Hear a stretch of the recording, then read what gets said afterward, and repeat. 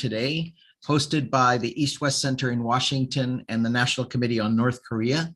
Today's topic is DPRK-Germany relations, an ambassador's perspective of diplomacy with Pyongyang.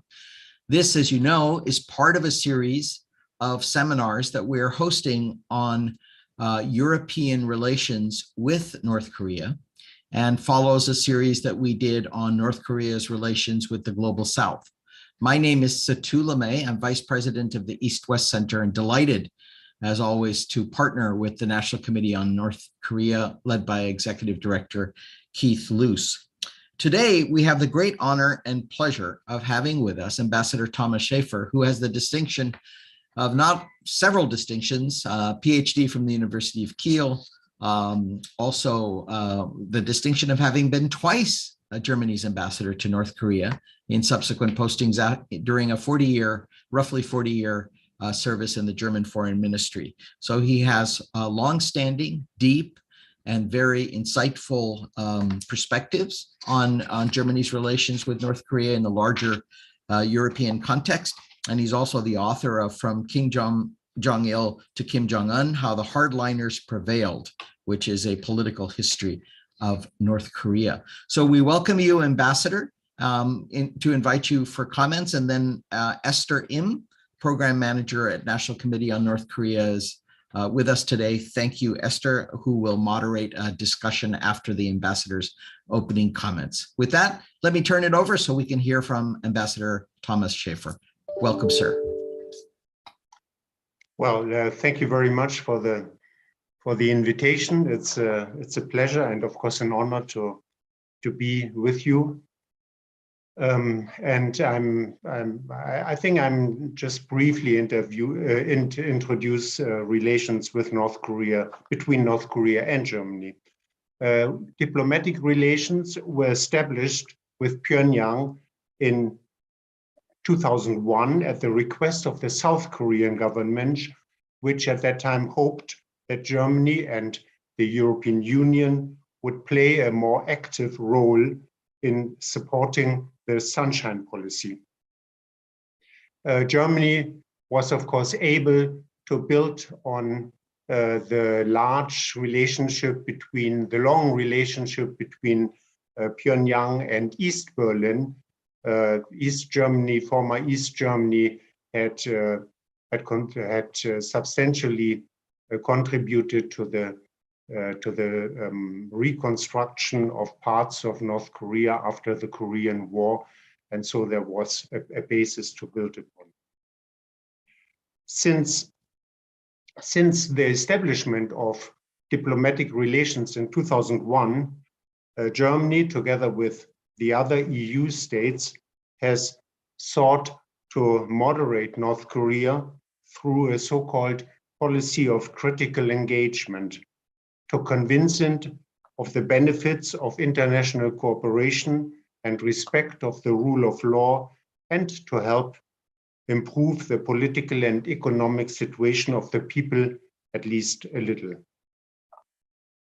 In international relations, criticism is easier to accept when it comes from a country one trusts. Over the years, Germany has tried to build trust with North Korea, not only through open political dialogue, but also in a variety of other ways, such as humanitarian aid projects in agriculture, forestry, and the environment, advice on economic reforms, special economic zones, investment, tourism, educational and cultural activities, such as the sending of German language teachers, medical training, scholarships, film events, collaborations in the field of music, support in the restoration of old temples, the establishment of a library, and the construction of 2 pavilions in traditional Korean style on the grounds of its embassy. The projects were carried out by 8 organizations such as the German Agro Action and the Red Cross, the Goethe Institute, the German Academic Exchange Service, several so-called political foundations such as the Hans Seidel Foundation, the embassy, and others. The balance sheet of these projects is mixed. In political terms, I believe that these exercises in confidence building reinforced North Korea's view of Germany as a critical but reliable partner that stands by its word. From a technical point of view, however, the outcome is less positive. The impact of many international projects in North Korea, be they organized by Germany or other international partners, remains limited. We also experienced some failures, and many good ideas could not be implemented. This was not because the implementing organizations commissioned by the German side had not worked properly. Rather, the political conditions in North Korea are so bad that international project cooperation hardly ever produces truly satisfactory results. A number of basic conditions for successful international cooperation are not being met by North Korea. Humanitarian aid projects, for example, are generally intended to benefit the most deprived sectors of the population, prevent discrimination, and ensure that aid is provided and received in a transparent manner. Aid agencies should always have access to the groups and areas they support, inter alia, to better understand the needs and to ensure effective control of resources. For a number of reasons, all these conditions are not available in North Korea. To start with, North Korea has different goals and priorities than the donor community. The regime is primarily concerned with securing the system, control of the population, military considerations, and ideological zeal usually take priority over economic or development objectives. This explains the adherence to a notoriously inefficient economic system, the resistance to any real reforms, the construction of economically nonsensical prestige projects, and the preferential treatment given to Pyongyang to the detriment of the rural communities. Let me elaborate on this last point. Most of the wider elite and regime supporting staff live in the capital city. To provide for them is in the regime's political interest. In contrast, according to the Songbun caste system, the members of the rural communities since Kim Il-sung's time have been considered politically unreliable, and therefore, even within dire need, they are expected to accept their life of deprivation as a just retribution for their forefathers' lack of support of the revolution. The difference between the international communities and the regime's priorities, helping the people most in need versus generating political support within the wider elite, is striking. Transparency and project control have always been an issue. Lack of access is a huge impediment. North Korean information and numbers are notoriously unreliable, as you all know. So I believe that not only Germany's, but the international community's policies has not achieved its goals in the last, its main goals in the last years. That is contributing to build trust for the North Koreans and to moderate the North Korean regime. Nowadays, on the contrary, North Korea is even more radical than it has been 20 years ago.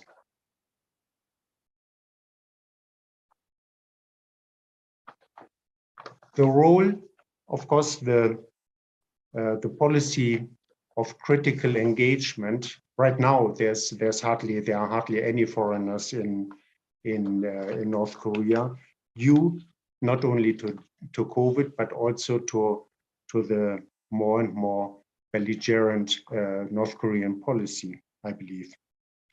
Now, and that has led to reduction in the numbers of projects in the country. So what is the role of the German embassy now and of other embassies?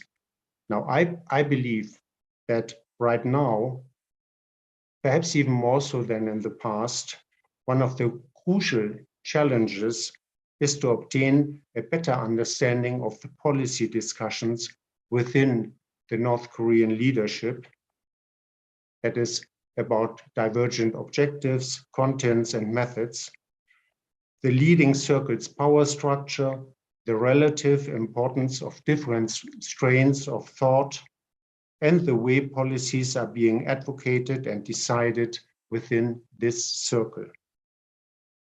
It goes without saying that a better understanding of the North Korean power structure would enable the international community to adapt and improve its policies and negotiating positions vis-à-vis North Korea. For example, in negotiations, a top-down approach is less promising if the counterpart is not a sole ruler, but a group of basically unknown people with divergent views among themselves. And understanding the composition of the counterpart is also important for assessing what kind of people or economic incentives might be attractive to them. For many hardliners, I believe, in North Korea, economic incentives like joint ventures, special economic zones like Kaesong or Kumgangsan, or even a modern high-speed train crossing North Korea from the Chinese to the South Korean border, are not particularly desirable, as they fear the influx of foreigners, foreign ideas, and as a result, destabilizing effects. So I believe it is very important to have embassies on the ground in North Korea. And I think that is the primordial role of the German embassy right now, especially taking into consideration that countries like the United States, South Korea, and Japan do not have embassies or people on the ground there. Embassies are important to understand what is happening the country. It is important to not only analyze written information, what is published, what is being published in North Korea, but it is important, of course, also to use every opportunity one has to talk with North Korean officials about these statements.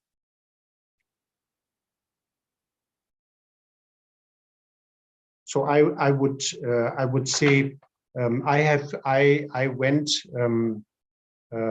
during my time as ambassadors to North Korea.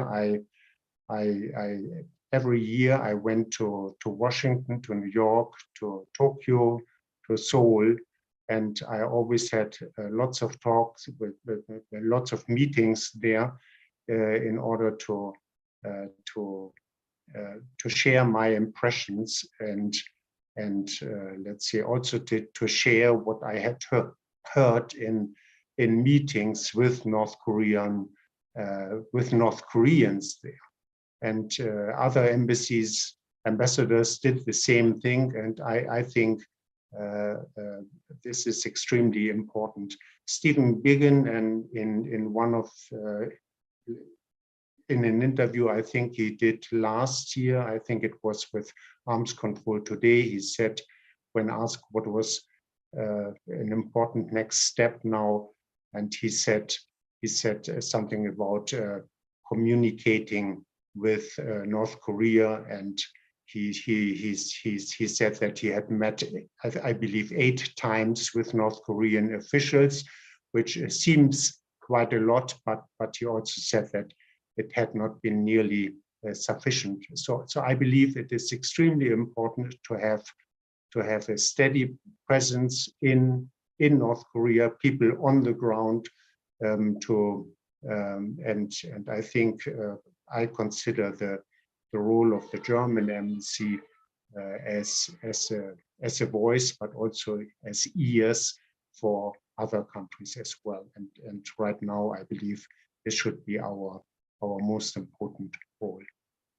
Yeah, thank you, perhaps. Thank you so much, Ambassador Schaefer, for that overview. Hi, everyone. My name is Esther Im. I'm the program manager at the National Committee on North Korea. And we are now turning to the portion in our program where we'll have just a short moderated discussion with Ambassador Schaefer. I have some questions prepared to you that I hope will unpack some of the things that you've just shared. And then we'll turn to the audience for their questions. So I'd encourage those online to please submit any burning questions that you may have for the ambassador in the Q&A box, and we'll get to those shortly. Ambassador, thank you again. I just first kind of want to turn to something that you shared at the beginning of the program, and also something that you shared in your book, which is that Germany established diplomatic relations with North Korea at the request of South Korea in 2001. And as you noted in your comment, out of the hope that Germany and the European Union would play an active role in supporting the Sunshine Policy. And I think this is such an interesting foundation, kind of beginning of the DPRK-German relationship, that this was a special request. And throughout the series that we've been featuring European-North Korea relations, I've been really interested to hear how European countries have been navigating these bilateral relationships between South Korea, the United States, who have kind of much stronger and strategic interest on the Korea question. And so I want to ask you, what role does Germany see itself playing within these diplomatic dynamics, and how has it changed over the years since 2001? Okay, yes, of course, at that time, Germany was not the only European country that established relations. UK did, for example, as well, and also opened an embassy there. In total, as you know, there were until UK left the European Union, 7 EU embassies in Pyongyang. 7 out of perhaps, I believe, around 30 embassies. So quite an important number. The others were Poland, Czech Republic, Bulgaria, Romania, and Sweden. And so largely embassies that had a long traditional relationship with North Korea. Now, one thing about Pyongyang is that information gathering is much more difficult, as you know, than in other countries. And another thing is that the number of embassies is very limited. There are few foreigners, few NGOs, a small or taken all together a small United Nations system, and so information sharing among these few people is very important, and it is also very intense. We, as Europeans, all donors met weekly, but the European embassies also met at least once weekly in a special room we had, and we concentrated very much on trying to understand what was happening in the country. That is, there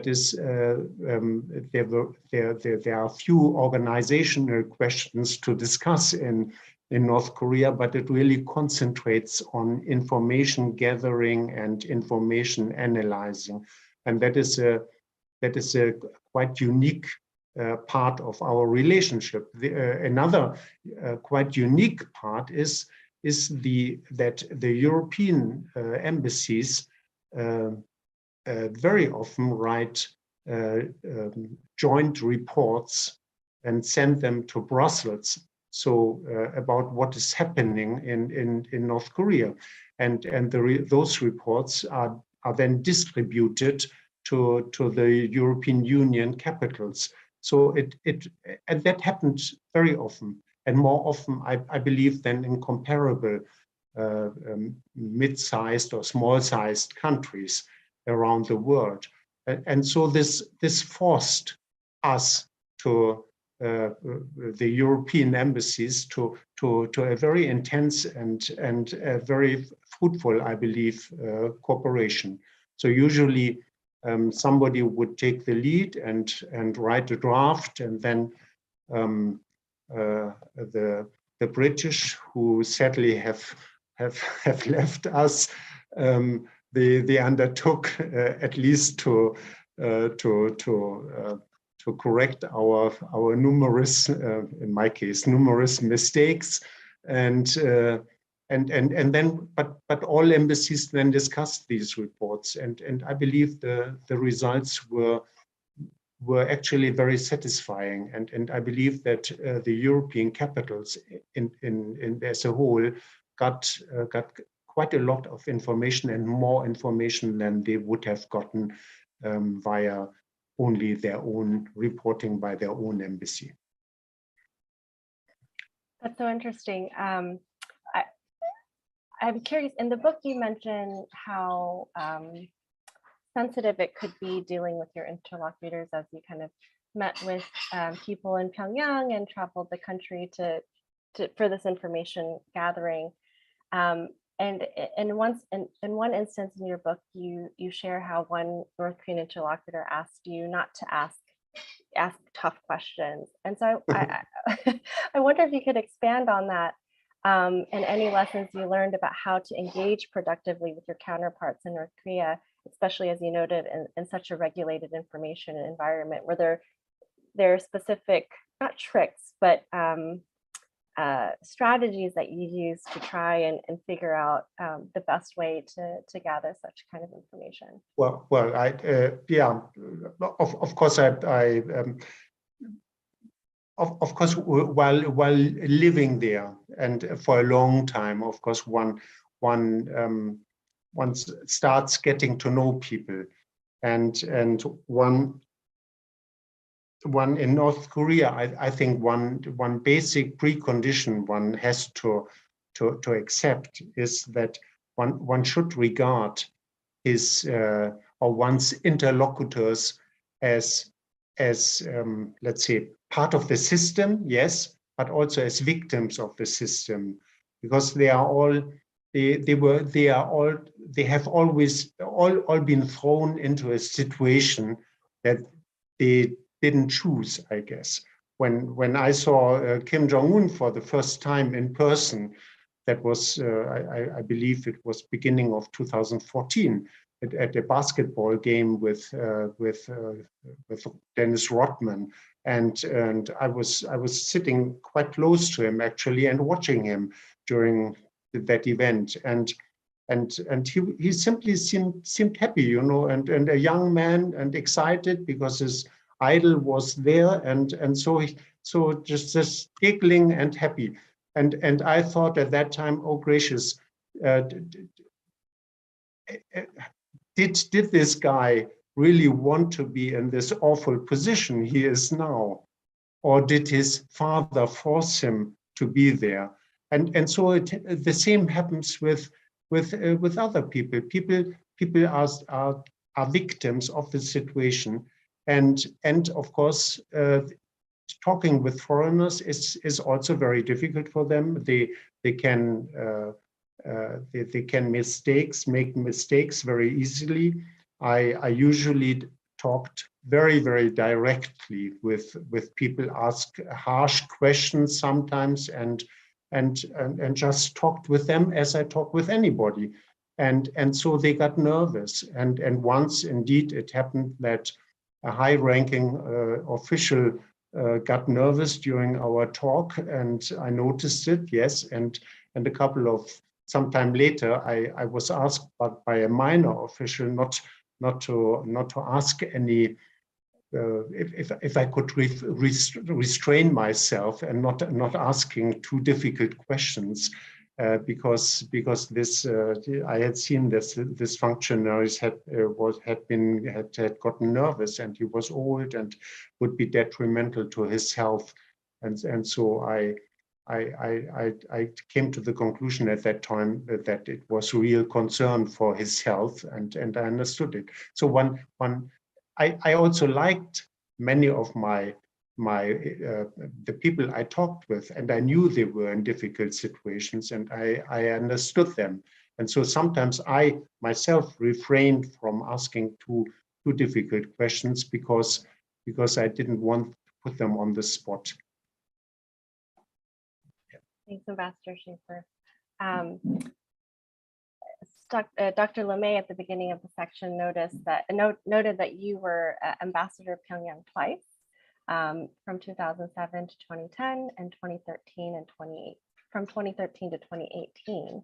I'm not sure if there are other ambassadors who have done postings twice in Pyongyang. So I feel like you may be the first, but please correct me if I'm wrong. I wanted to ask you what it was like to return to the country for a second time, and what you thought some of the biggest changes were from the period that you were there, or perhaps no changes. Well, I'm not sure whether there have been others twice there, but of course there have been others that have been to Pyongyang twice, perhaps not as ambassador, but as deputy. For example, the Russian ambassador, who's probably, or for me, who's a real expert on North Korea, and who knows a lot, of course, and he was deputy during my first time as ambassador, and I knew him then. Then he went back to Moscow, I believe, and he was, when I came back, he became, later on, he became ambassador. So there are people that are more knowledgeable and have stayed a longer time in North Korea than I have. As to the, I went back for the second time because I thought I found the work challenging, and I felt that I could undertake some useful work there, and I wanted to work in security policy, and because of the unique circumstances, so few embassies, I felt that it was a good decision. The differences between 2010, when I went away, and 2013 was, of course, the known differences: more skyscrapers in Pyongyang, more taxis, more restaurants, life a bit more colorful, at least in Pyongyang. But of course, it hadn't changed very much at all in the countryside, a little bit, and so there were changes.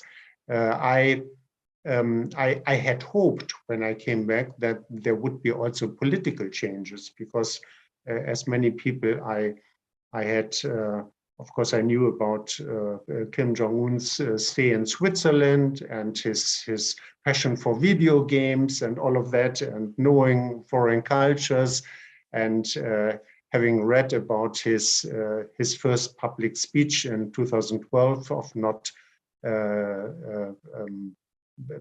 tightening the belts anymore.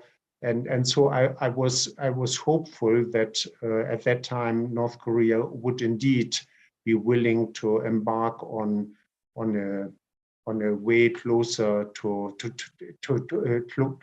close or at least a little bit close to the Chinese example. And but of course I got fooled as many other people, and for example, when hearing about the Pyongyang policy and reading about it, because I was not not in the country when it was adopted. At first I thought, oh, how nice, it's a moderation of the military first policy, but of course it was the contrary. And that's a good example, by the way, of the importance of having people on the ground, because what I did in the time afterwards, and not only right after I came back, but I always continued to talk about the same subjects. And so actually in very many meetings with party officials or government officials or military, I inquired about the Pyongyang policy, what it really had meant. And so the answer was always, well, it means a reinforcement of the military first policy, and in addition, development of the nuclear policy, and in addition, development of the economy.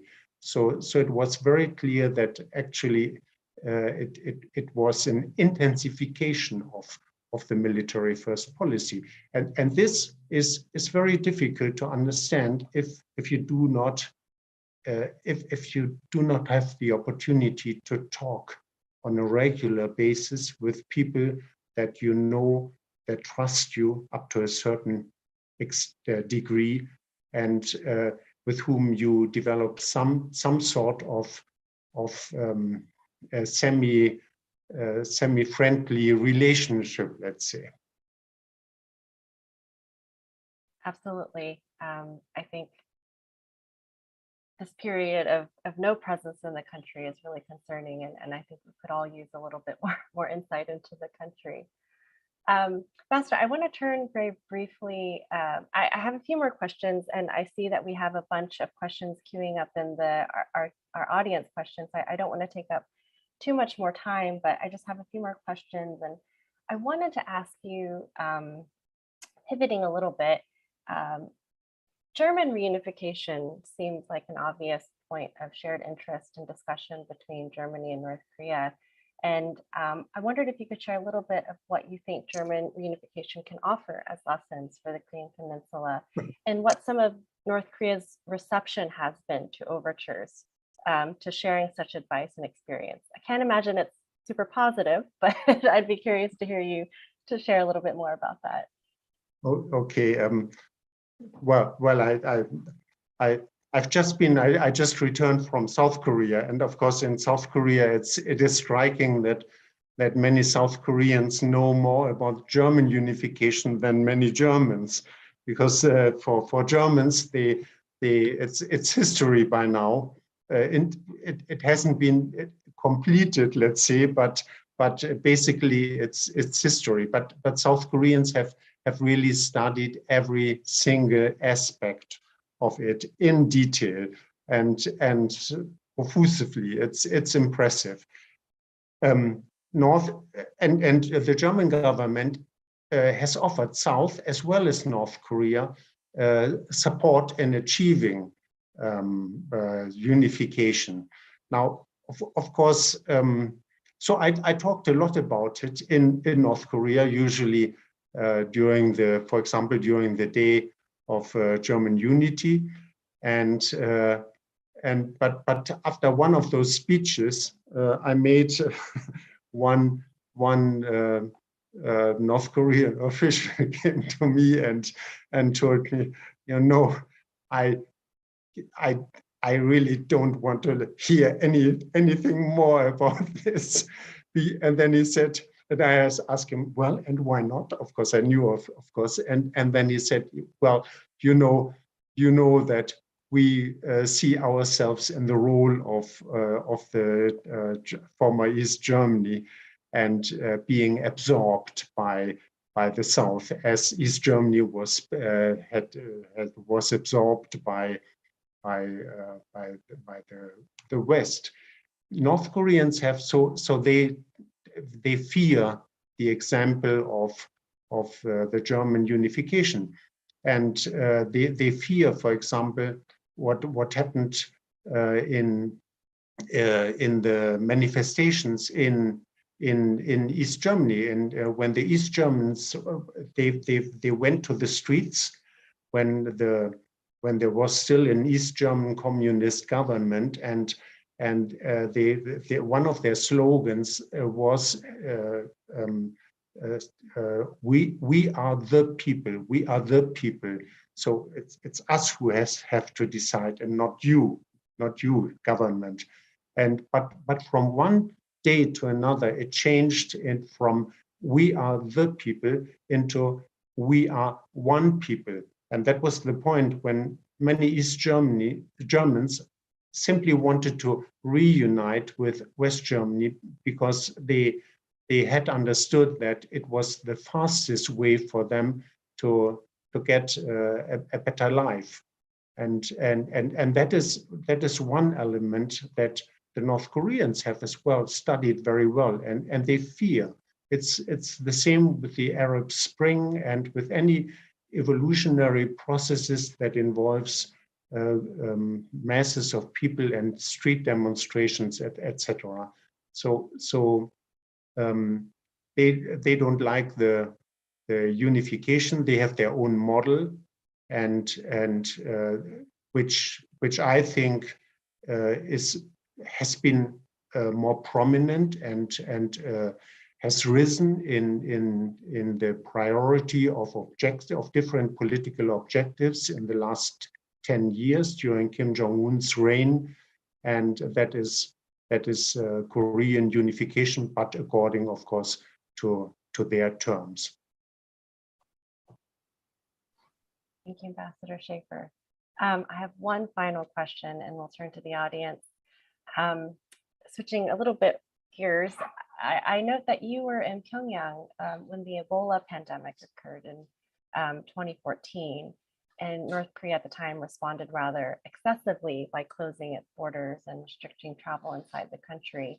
And I wonder if you could comment on that experience and some of the parallels to the current COVID-19 pandemic. Obviously, COVID-19 is a much higher threat to North Korea than Ebola was at the time. But I do think there seems to be some common elements, perhaps. And I think, as you noted, the desire by hardliners in the country for greater control and expulsion of foreign elements in the country.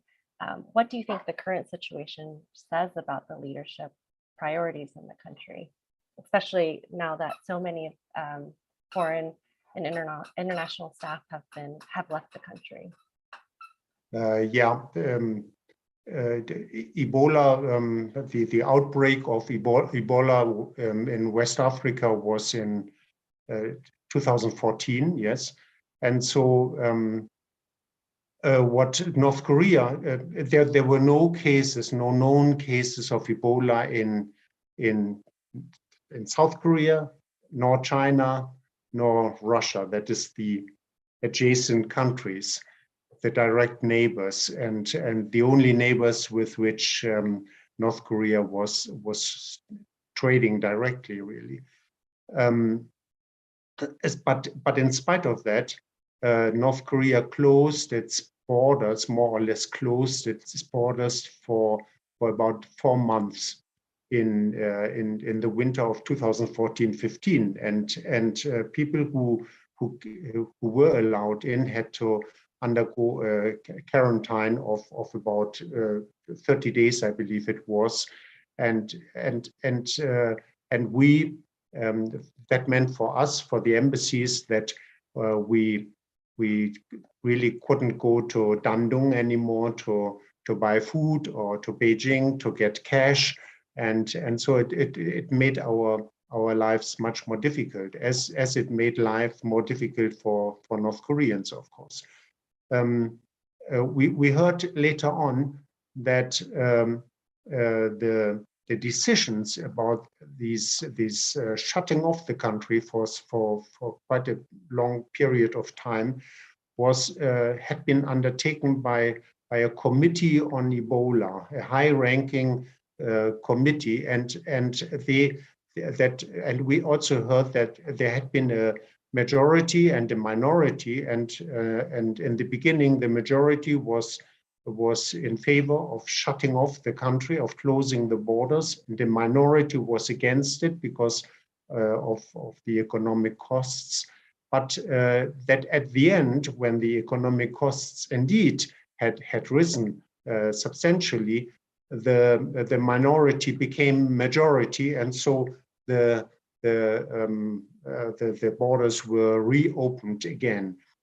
The background of all of this was were I believe had been internal discussions within the leadership in the years before. Actually, that had started even during Kim Jong-il's time and intensified after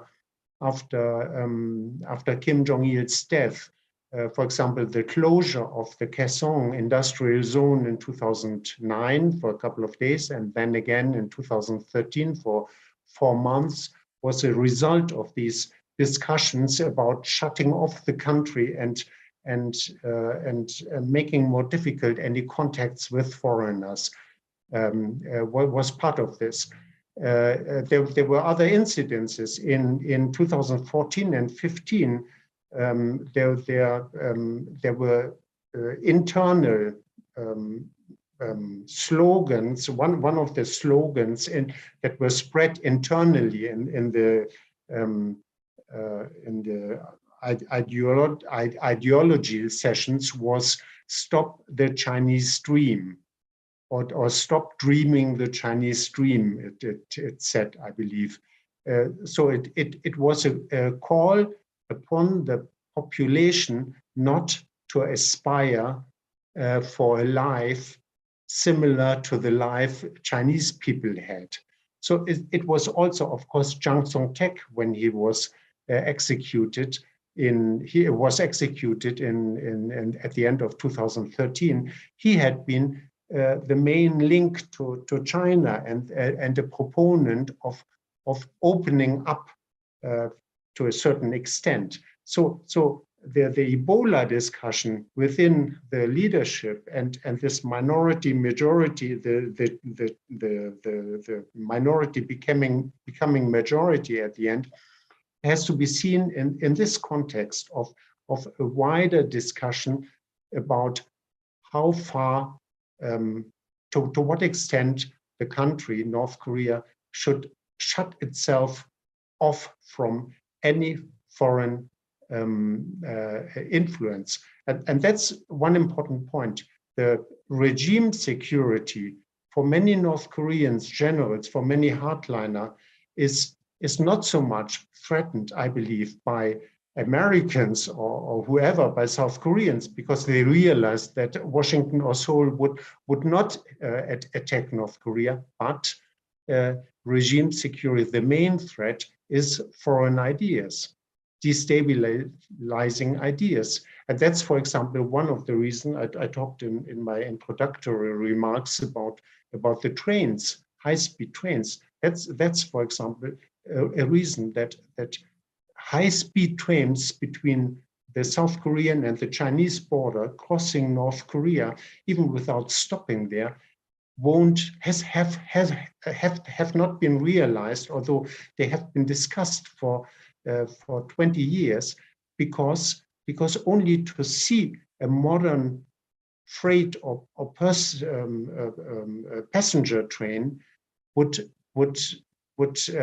put into question the North Korean propaganda that North Korea represents paradise on earth. Okay.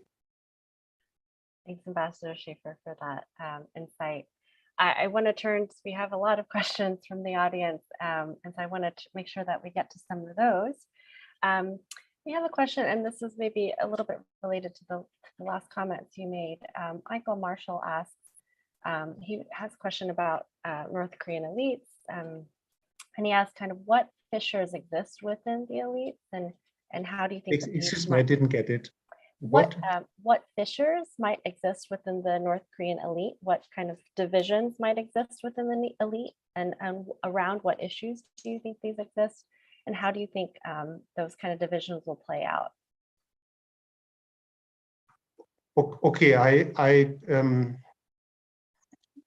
now I left the country in 2018, so I do not, I wouldn't really want to comment on the current situation. I simply do not know, or I know as much as other people, or somebody who reads newspaper knows about it. And but what I'm saying, now what I can talk about is the time up to 2018, and I believe it was quite clear that there were different opinions regarding the policy towards South Korea, foreign policy in general.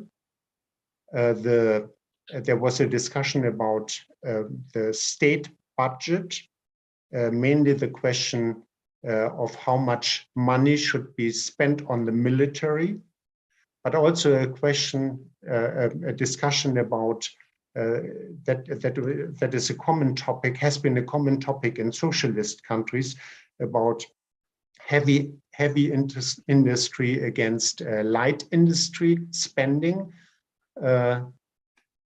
I do not believe that there are any substantial differences as to the control of the population, but I think they are all Stalinists, and they all want to maintain the regime, but there are differences as to the extent of market economy elements that should be permitted. For example, the number of markets, the restrictions markets have to undergo, that, for example, linked to agricultural policy. I believe there were also differences that some people in the leadership wanted greater liberties for rural communities or farmers, private farmers, to sell their produce on privately, and so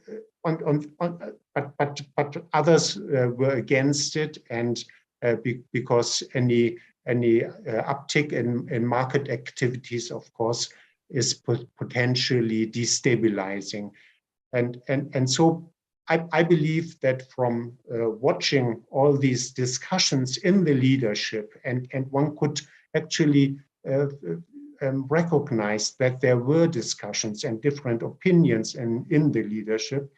They took place starting in 2008.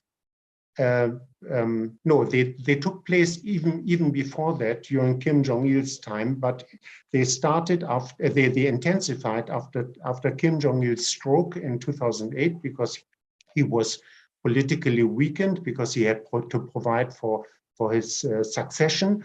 And then they intensified again after Kim Jong-il's death, end of 2011. And then we had some clashes in the leadership. The most notorious one, of course, Jang Song-tak's execution, until about the end of 2015, and now the party congress, the seventh, I believe it was the seventh party congress in 2016, which reaffirmed this very conservative worldview concerning a range of topics, and so it for me it marked the victory of the hardliners in the leadership, and since then I really have not detected any sign of major dissent in the leadership anymore.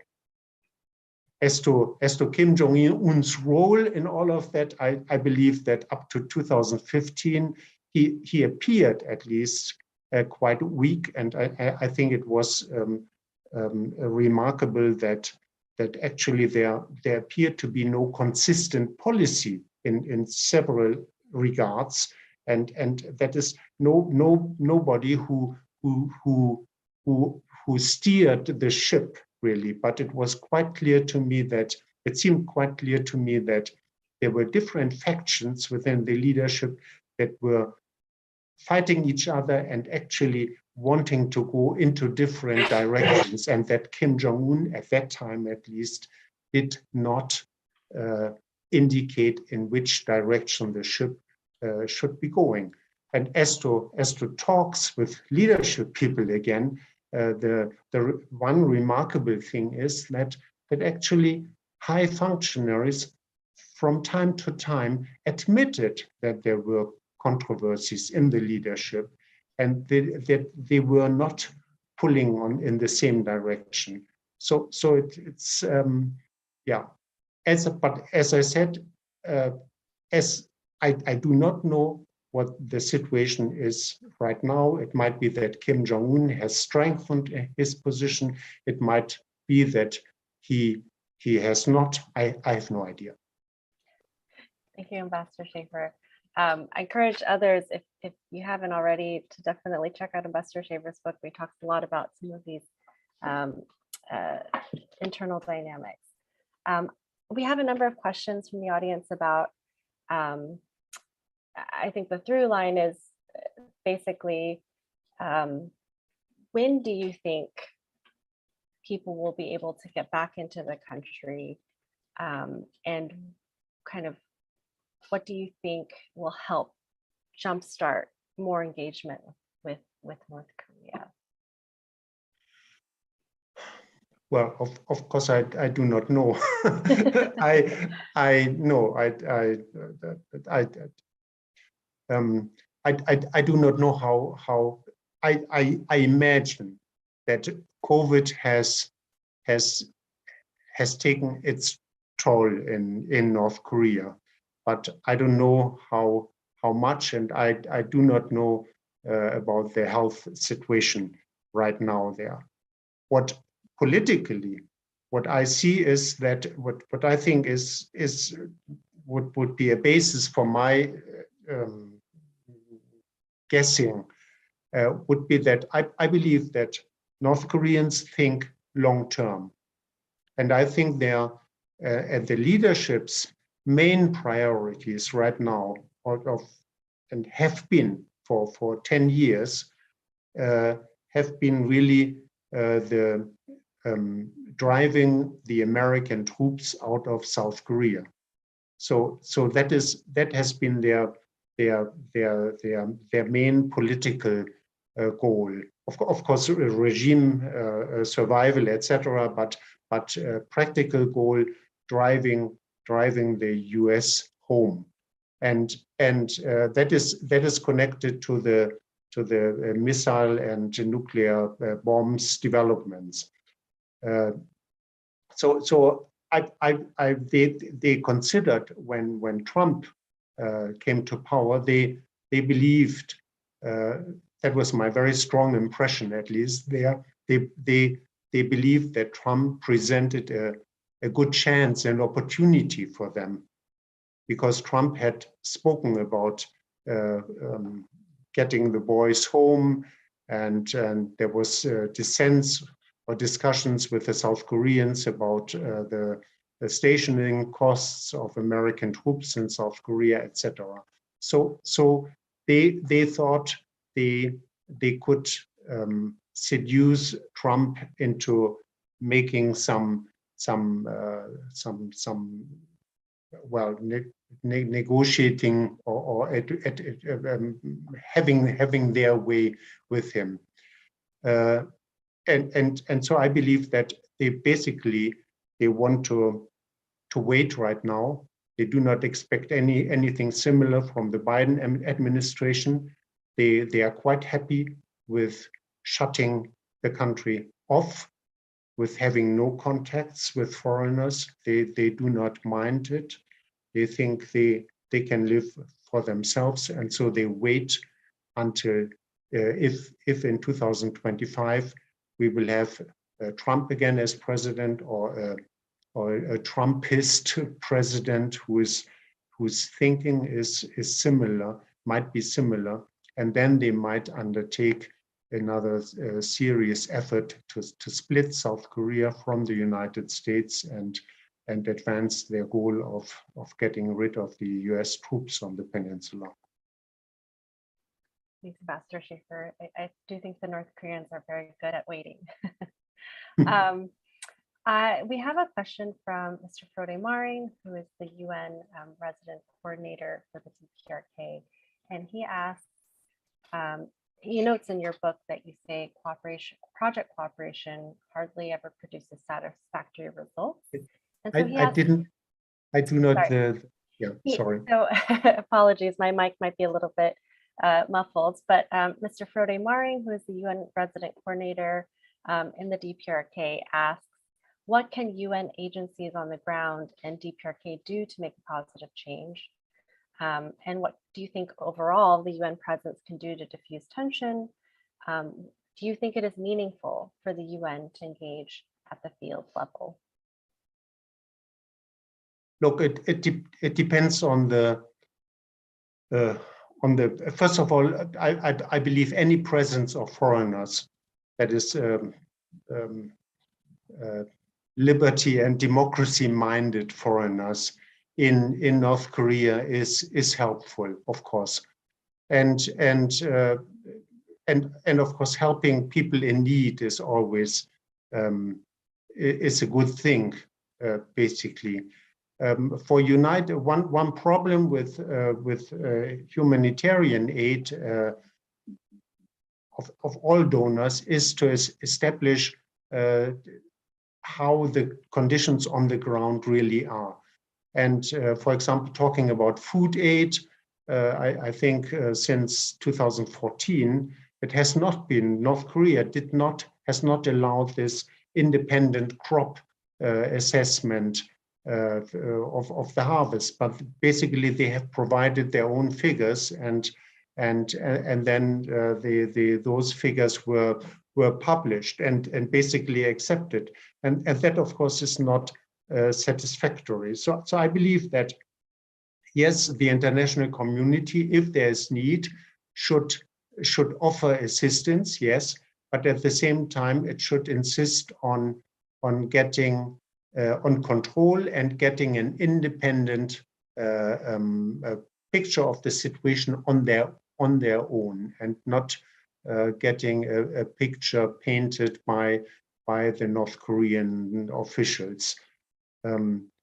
I also believe that United Nations officials on the ground have to speak out. I think my experience is that it actually helps the international community, but also one's own personal standing in North Korea if one is honest and if one criticizes in an amicable way, but one has to be honest and should not refrain from mentioning certain shortcomings or topics even, because then one loses their respect, really, because they know so many things are wrong, and so one has to do it, one has to say it. Absolutely. Thank you, Ambassador Schaefer. I do want to get one last question in, because I think this will be a good one to end on. And then I'll ask you for any closing remarks that you have, and then our Executive Director, Keith Lewis, will close the program. But we have a question from James Hammond, who notes, Germany's attempts to engage are wide-reaching. Which area do you feel was the most effective in both developing long-lasting relationships and trust, and also being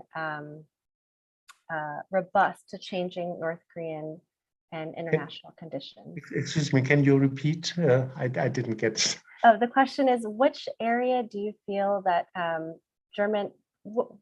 what area do you feel Germany was most successful in developing long-lasting relationships and trust with North Korea, that has also been able to resist change in North Korea and international developments? Well, basically, I believe that any getting ideas and of how life is in other countries into the country is is perhaps the most important thing. It's by example, you know, and that is the most important thing. I do not believe that there will be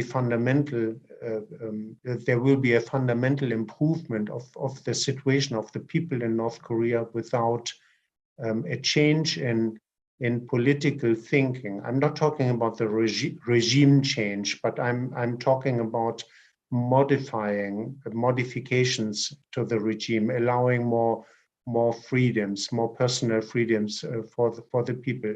But for that, it is necessary that more North Koreans understand better, I believe, what is happening in other countries and why, and mainly why other countries, why China and why South Korea, why the people there lead a better life. So anything that helps them to develop their own critical judgment would be useful.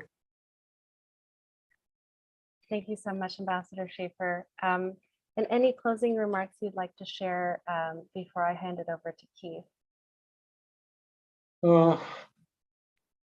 No, I believe